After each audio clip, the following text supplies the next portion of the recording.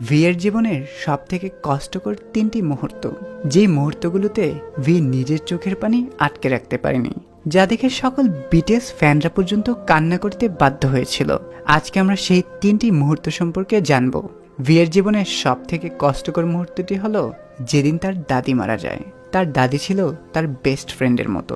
তিনি ভিকে টিভিতে দেখতে চাইতেন, কিন্তু ভি সফল হওয়ার আগেই তিনি পৃথিবী ছেড়ে চলে যান। যেই কথাগুলো বলতে গিয়ে বিয়ের বুকটা ফেটে যাচ্ছিল, সেদিন সকল আর্মিরা পর্যন্ত কান্না করেছিল। ভিয়ের জীবনের আরেকটি কষ্টদায়ক মুহূর্ত ছিল যেদিন তার বেস্ট ফ্রেন্ড তাকে ছেড়ে চলে যায়। সে এটি কোনোভাবেই মানতে পারছিল না।